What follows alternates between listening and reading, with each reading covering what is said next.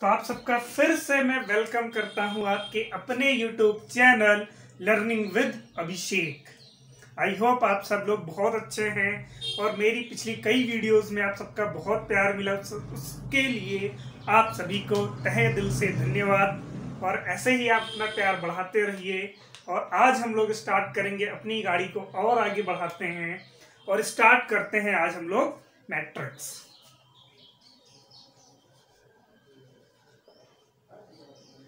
आखिर ये मैट्रिक्स है क्या, होती क्या है? हिंदी में बोलते हैं अव्यू।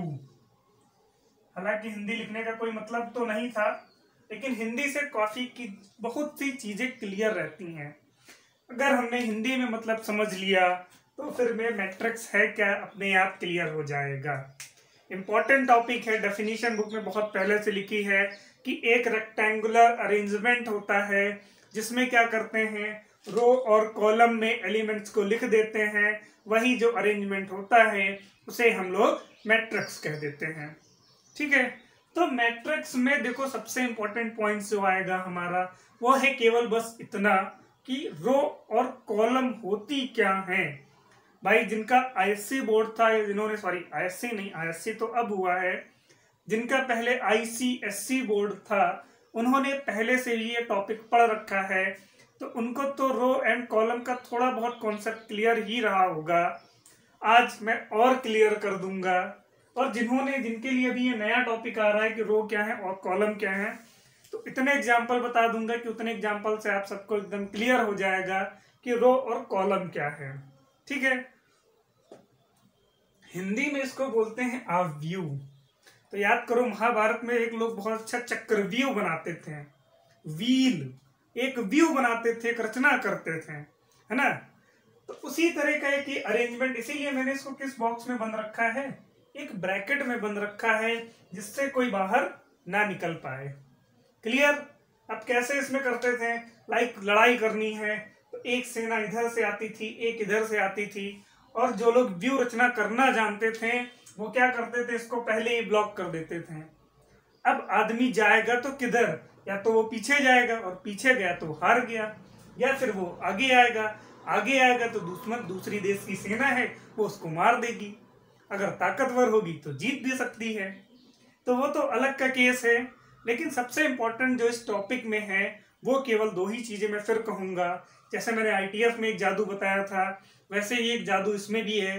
अब जादू तो नहीं कहेंगे, हाँ, लेकिन ये याद रखना कि अगर हमें रो और कॉलम का कॉन्सेप्ट क्लियर हो गया, क्लियर है ना, रो और कॉलम का कॉन्सेप्ट क्लियर है, तब कोई दिक्कत नहीं आएगी।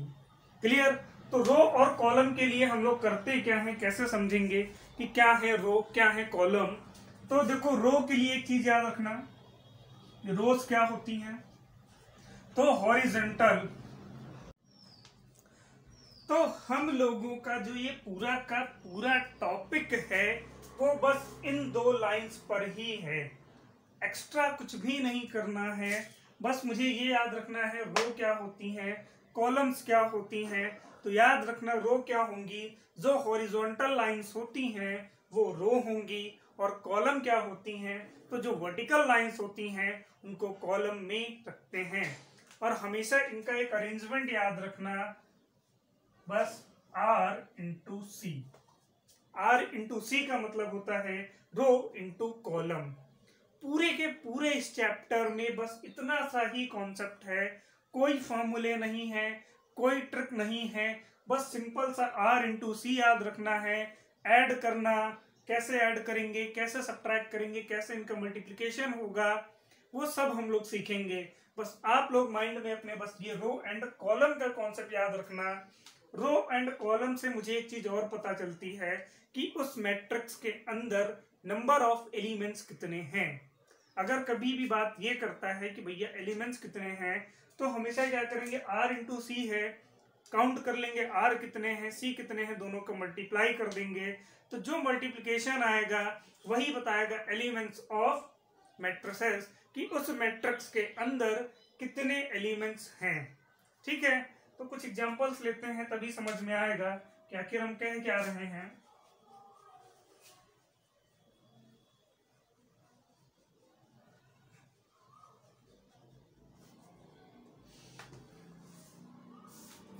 लाइक एक हम लोग एलिमेंट्स लिख लेते हैं 1 2 3 4, एक और लिख लेते हैं 1 2 3 4 5 6 7 8 9, देन एक और लिख लेते हैं 1 2 3 4 5 6, एक और लिख लिया जाए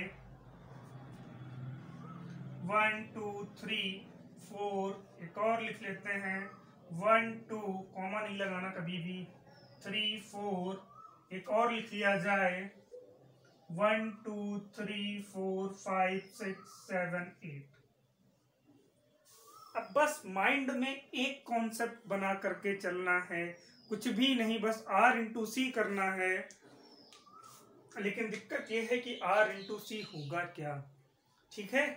तो हमेशा याद रखना जो लाइक दिस इस साइड लिखे हैं ये हमेशा R1 R2, और जो ये ऊपर लिखे हैं लाइक दिस C1 C2, ऐसे ही ये R1 R2 R3, ये होता है C1 C2 C3। अगर उसके अकॉर्डिंग देखा जाए कि इसका ऑर्डर क्या है, ऑर्डर का मतलब ये कितने क्रॉस कितने की है, तो देखते क्या है कि यहाँ पे R कितने हैं, 1 और 2, तो रो इंटू कॉलम करना है। तो रो में कितने हैं, 1 और 2 है, कॉलम में देखो 1 और 2 है तो 2। तो ये किस ऑर्डर की मैट्रिक्स अगर पूछता है तो 2 क्रॉस 2 की। अगर ये पूछ ले कि नंबर ऑफ एलिमेंट इस मैट्रिक्स में कितनी है तो 2 इंटू 2 कर लेंगे तो कितना आ जाएगा, 4 आ जाएगा। काउंट कर लेना 1 2 3 4, तो वैसे भी लिख रखा है, वैसे भी आ रहा है। क्लियर। नेक्स्ट अगर काउंट करते हैं तो इधर ये क्या है, R इंटू सी, यहां पर भी कर लेना 1 2 3, तो ये हो जाएगी R हो गए 3, और C पे देखते हैं 1 2 3, तो ये भी हो गए 3, 3 क्रॉस 3 कर दिया तो 9 आ गया। 9 बताएगा कि इसके अंदर एलिमेंट्स कितने हैं, और 3 इंटू 3 क्या बताएगा, इसका ऑर्डर बताएगा। ठीक। अभी ये तो कह दो कि यार ये तो सब बराबर बराबर था, 2 2 दिख रहा था, 3 3 दिख रहा था। अब दिक्कत इसमें आ सकती है हमें, लेकिन फिर वही बात कहेंगे कि अगर हमने अपना कॉन्सेप्ट क्लियर रखा है कि रो क्या है कॉलम क्या है, पूरे चैप्टर में कोई दिक्कत नहीं है। यहाँ पर फिर ये क्या होंगी लाइक दिस, ये R1 ये R2 ये R3, यही तो लिखा है हमने देखो। और यहाँ पे ये क्या कर लेते हैं C1, ये कर लेते हैं C2, तो हमेशा क्या लिखते हैं R इंटू सी। R पे कितना है 3, C पे कितना है 2, तो नंबर आ गया टोटल 6।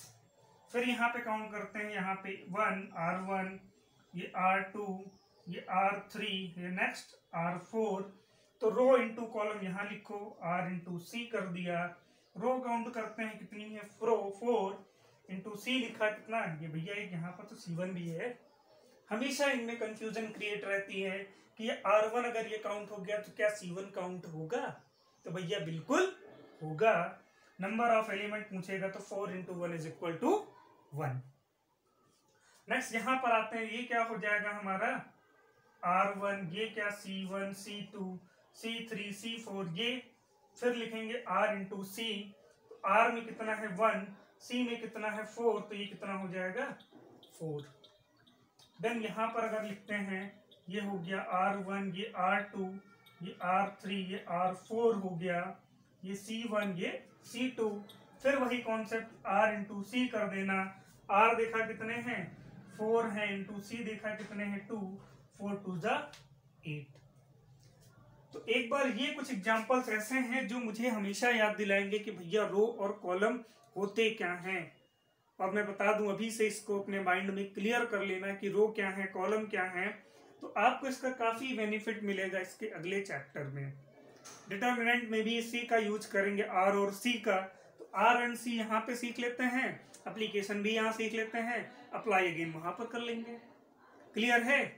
अभी हम लोगों ने पढ़ा, बस एक कॉन्सेप्ट याद रख लिया कि रो और कॉलम क्या है, प्रॉपर्टी क्या होंगी। अगर इनके टाइप पूछता है तो जो नाम बोलेगा वही उसका टाइप कर देंगे हम लोग। लाइक अगर हमसे फर्स्ट बोल दिया कि रो मैट्रिक्स, पहली मैट्रिक्स का नाम लिख दिया कि रो मैट्रिक्स, अब भैया ये बताओ है क्या, तो नाम से क्लियर है कि जिसमें केवल और केवल क्या हो, रो हो, वह कैसी मैट्रिक्स होगी, रो मैट्रिक्स हो जाएगी। एक एग्जांपल लिख लेते हैं, रो 1 2 3 4,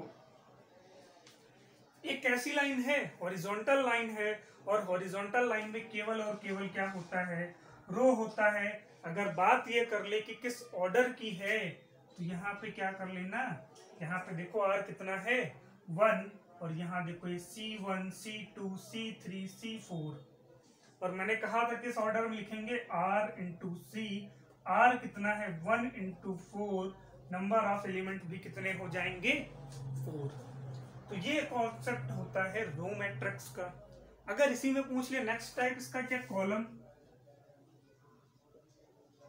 कॉलम मैट्रिक्स क्या होगी, तो फिर वही कॉन्सेप्ट जिसमें केवल और केवल क्या हो, कॉलम हो। क्लियर। अब कॉलम की बात कर रहा है जिसमें केवल और केवल कॉलम होगी, वो कॉलम मैट्रिक्स कर देंगे। क्लियर है। अगर बात करनी है किस ऑर्डर की लिखना है, तो यहाँ पर फिर ये R1, ये R2, ये R3, ये R4 और ये C1। फिर वही कॉन्सेप्ट क्या, R इंटू सी। अब R कितने हैं मेरे पास 4 हैं, इंटू सी कितना है 1 है, देन ओवरऑल कितना आ गया 4। क्लियर। जो भी बोलेगा, जो भी टाइप्स ऑफ मैट्रिक्स की बात करेगा, वो खुद ही कहेगा रो मैट्रिक्स क्या, जिसमें रो होगी केवल वो रो मैट्रिक्स। कॉलम मैट्रिक्स जिसमें केवल और केवल कॉलम में अरेंजमेंट होगा वो कॉलम मैट्रिक्स। ऐसे ही एक और आती है स्क्वायर मैट्रिक्स। अब स्क्वायर मैट्रिक्स कह दिया है, पूरा लिख लेते हैं। ये हो गया 1, ये हो गया 2, ये हो गया 3। अब स्क्वायर मैट्रिक्स की बात कर रहा है, तो स्क्वायर का मतलब क्या, जैसे हम लोग जनरल से बोलते हैं 2 का स्क्वायर, 3 का स्क्वायर, वैसे यहाँ पर भी जिसमें क्या हो, रो इंटू कॉलम के एलिमेंट्स इक्वल होंगे वो रो मैट्रिक्स। लाइक 1 2 3 4 कर लिया, यहाँ पर क्या 0 0 1, एंड यहाँ पे 1 2 3 3 2 1। देखते हैं यहाँ पर क्या है, R1 R2 C1 C2 R1 R2 R3 C1 C2 C3 R3 C3 C2 R2। अगर इसका ऑर्डर पूछूं तो 2 क्रॉस 2, इसका पूछेंगे तो 3 क्रॉस 3। 2 का स्क्वायर क्या होगा 4, और नंबर ऑफ एलिमेंट भी कितने हैं 4। ऐसे ही यहाँ पे 3 क्रॉस 3 करूंगा तो कितना 9, 3 का स्क्वायर कितना 9। तो स्क्वायर मैट्रिक्स हो जो भी आएंगे उनके नाम से ही क्लियर है कि इसमें कोई इतना कंफ्यूजन वाली कोई बात ही नहीं है। रो का बोलेगा तो रो में अरेंजमेंट हो, कॉलम होगा तो कॉलम में अरेंजमेंट हो, स्क्वायर बोलेगा तो जो नंबर ऑफ एलिमेंट्स होंगे रो और कॉलम के वो इक्वल होने चाहिए। बट ये ना हो कि जीरो मत कर देना, क्योंकि जीरो कर दोगे तो अपना एक नेक्स्ट टाइप बन जाएगा। कौन सा वो भी देख लेते हैं। एक यहीं पे कॉन्सेप्ट आता है अपना लोगों का,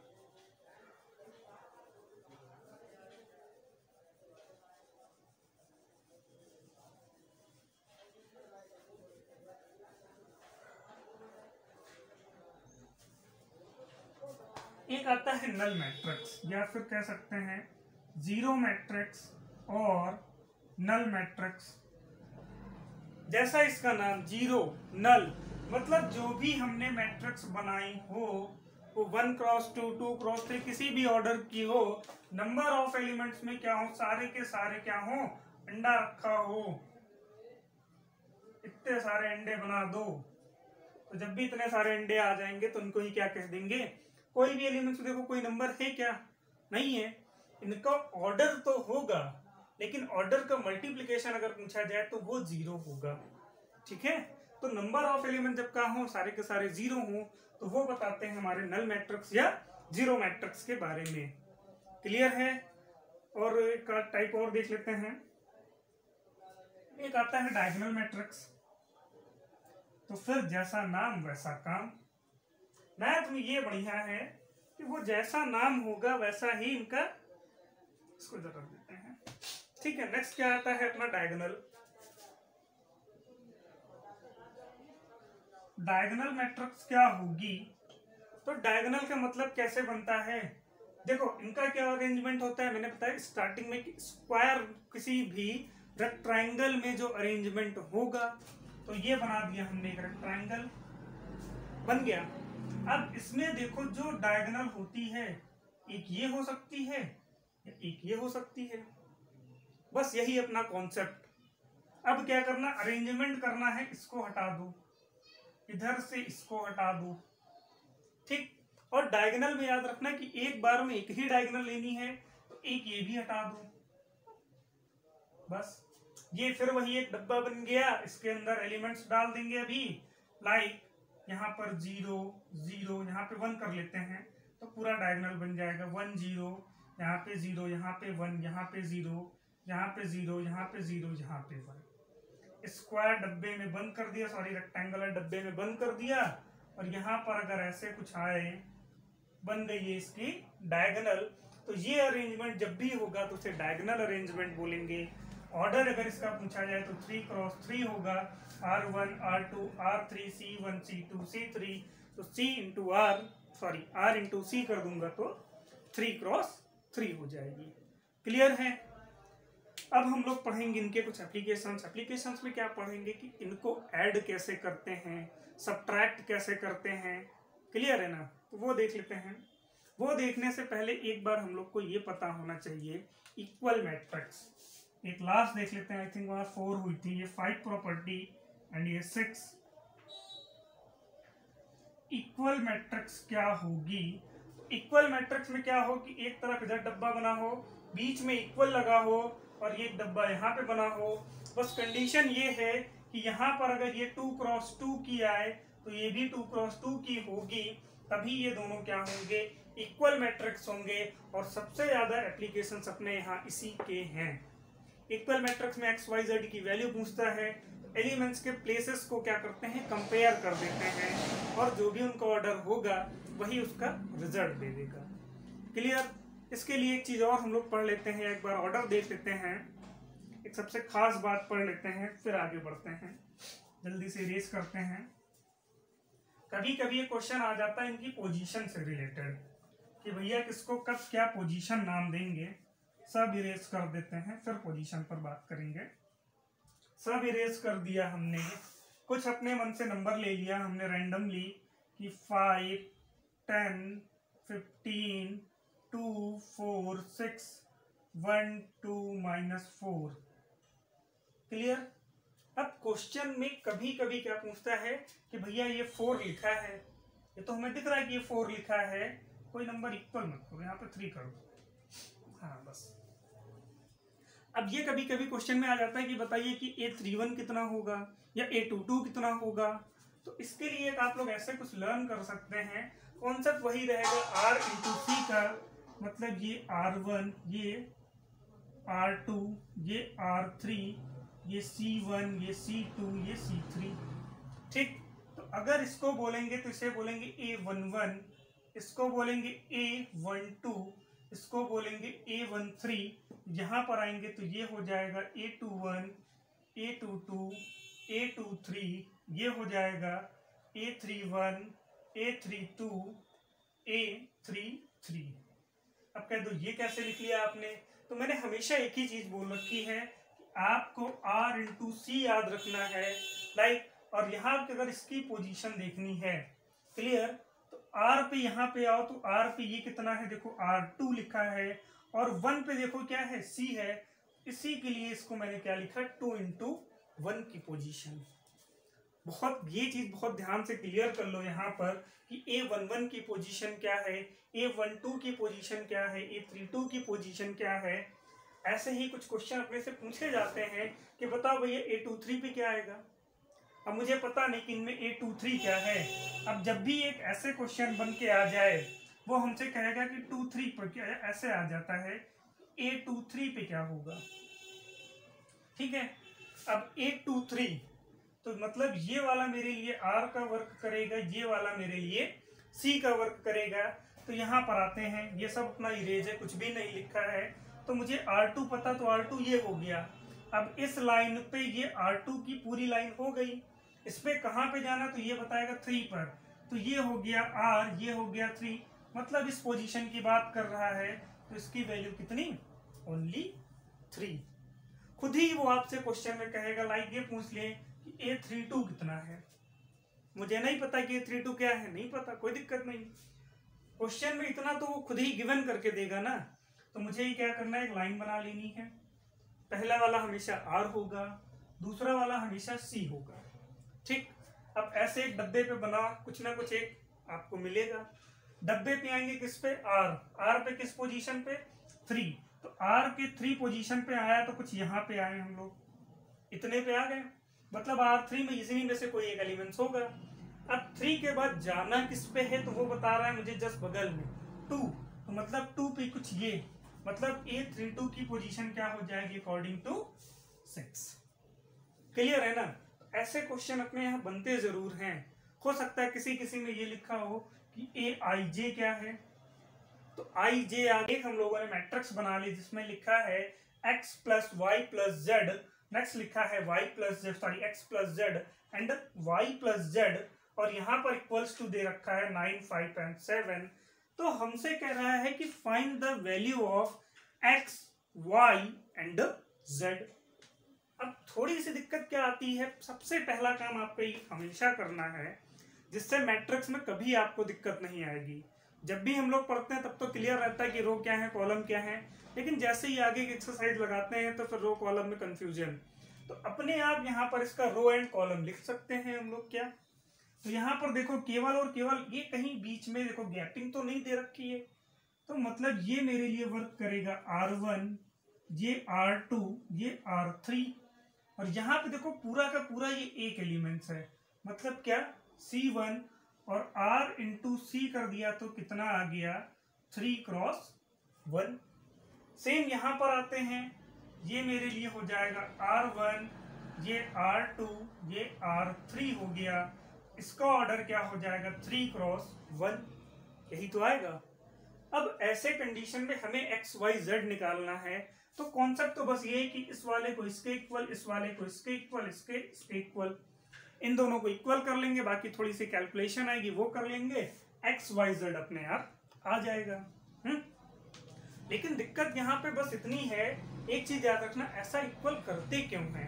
तो देखो मैंने अभी एक जो भी है एक मैट्रिक्स की एक प्रॉपर्टी बोली आपसे कि एक डब्बा इज इक्वल टू दूसरा डब्बा, ठीक, और इनके जब ऑर्डर भी सेम हो तो वो एक दूसरे के क्या होंगे, इक्वल होंगे।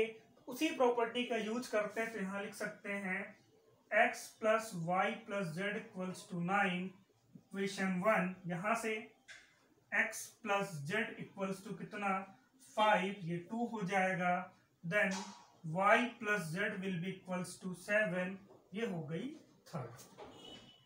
अब बस ये 3 इक्वेशन आ गई, तीनों को सॉल्व करके x y z निकाल लेंगे। निकालेंगे कैसे, देखो y प्लस जेड की वैल्यू मुझे पता है कितनी 7, तो यहाँ लिख सकते हैं x plus 7 will be equals to 9, then x will be equals to 9 minus 7 equals to 2, मतलब x की वैल्यू आ गई कितनी 2, एंड यहाँ पर अगर x की वैल्यू पुट कर देते हैं 2 plus z will be equals to 5, कहाँ पर लिख सकते हैं, पुटिंग द वैल्यू ऑफ किसकी, x की, किसमें पुट कर रहे हैं, इन इक्वेशन सेकंड, उसके अकॉर्डिंग क्या, तो 2 plus z will be equals to 5, then z is equal to 5 minus 2 equals to कितना 3, तो z की वैल्यू आ गई 3। अब z की वैल्यू यहां पुट कर दो,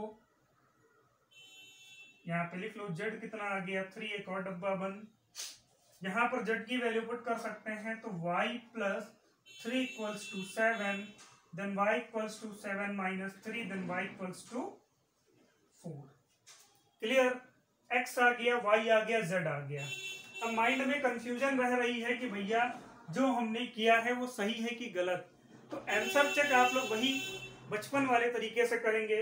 लाइक पहली equation x plus y plus Z equals to कितना 9, तो पुट करके जरा चेक कर लो x कितना है, x plus y plus Z equals to, यहाँ पे गिवन था 9, x देखो आया है 2, y देखो आया है 4, और z देखो आया है 3 इक्वल्स टू 9। इसको सॉल्व किया तो 4 plus 2 6, 6 plus 3 9, 9 is equal to 9। मतलब मैंने जो वैल्यू निकाली है x y z की वो एकदम सही निकाली हैं। ऐसा नहीं कि केवल इसी में रखने से ही सही आएगा, आप इस दोनों में से किसी में पुट करके चेक कर लो। Like x plus Z equals to 5 है, x की वैल्यू आ गई है 2, z की वैल्यू आ गई है 3, सॉल्व किया 5 इक्वल्स टू कितना 5। क्लियर है? ऐसा नहीं कि कोई रूल नहीं है कि पर्टिकुलर बस इसको इक्वल किया तो 9 ही आना चाहिए, 9 नहीं आया तो भैया गलत हो जाएगा, दया कुछ तो गड़बड़ है। नहीं, जब कॉन्सेप्ट सही रहेगा, सब कुछ सही लगाएंगे तो दया का कॉन्सेप्ट सही नहीं आएगा, सब सही है। आप आंसर भी चेक कर सकते हैं, तो डरने की जरूरत नहीं है, बस ऐसे ही बढ़ते रहना है। नेक्स्ट एक क्वेश्चन और देख लेते हैं।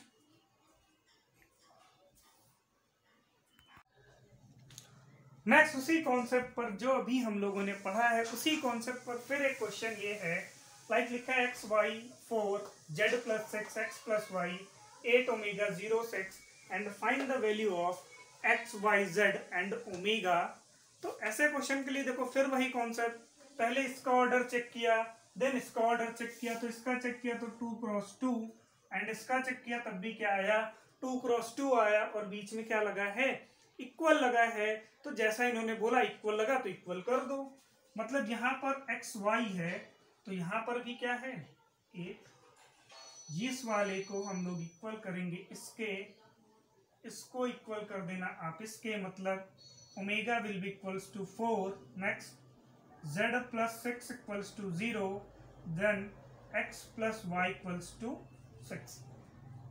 4 हम लोगों को निकालनी थी, 4 इक्वेशन बन गई। एक वैल्यू तो क्वेश्चन से ही क्लियर हो गई अपने आप, दूसरी यहाँ से z इक्वल्स टू -6 ये भी क्लियर हो गई। अब यहाँ पर दिक्कत आना शुरू, एक दिया है x plus y will be 6 and x y equals to 8। अब यहाँ पर तो दिक्कत आना शुरू, दो वैल्यूज तो आ गई इजीली। अब यहाँ से क्या करते हैं, एक वैल्यू हम लोग पुट कर सकते हैं।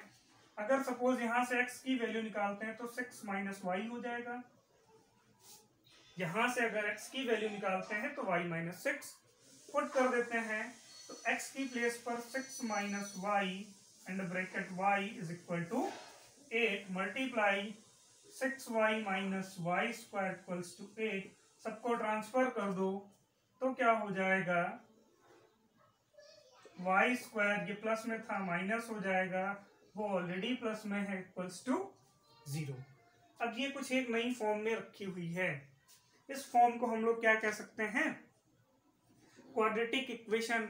अब या तो श्रीधराचार्य लगा लो या फिर मिड टर्म स्प्लिटिंग कर लो और y की वैल्यू फाइंड कर लो। तो y की वैल्यू कैसे फाइंड करेंगे, 8 आ गया, 8 का एलसीएम निकालता हूं, 2 2 जा 4 2 जा 8, ऐड करके लाना है 4, तो 4 प्लस 2 कर दूंगा, तो y स्क्वायर माइनस 4 प्लस 2 इन y कर लो प्लस 8 इक्वल्स टू 0, माइनस से ब्रैकेट ऑफ कर देना, plus 2y plus 8 will be 0, यहाँ से कॉमन y है तो y माइनस 4 प्लस 2 कॉमन कर लेते हैं, सॉरी माइनस हो जाएगा, माइनस से ब्रैकेट ऑफ किया तो साइन तो चेंज हो जाएगा, माइनस 2 कॉमन कर लिया तो y माइनस 4, यहाँ पर क्या आ जाएगा y minus 2 and y minus 4 equals to 0, then y की वैल्यू या तो 2 होगी या फिर 4। अभी क्वेश्चन ये खत्म नहीं हुआ कि भैया y की वैल्यू आ गई, y की पुट कर दो यहाँ पे तो x आ जाएगा। अब क्या करते हैं, y की दो वैल्यू आई, दो में सही कौन सा है ये चेक करना है। तो एक तो फिलहाल x की वैल्यू निकालते हैं, चलो 2 रख करके निकालते हैं हम लोग, तो 2 plus y equals to 6, then y equals to कितना 4। ठीक है, अगर हम लोग पुट करते हैं y is equal to 4 put करते हैं तो 4 plus y equals to 6, then y equals to 2, sorry x आएगा ना,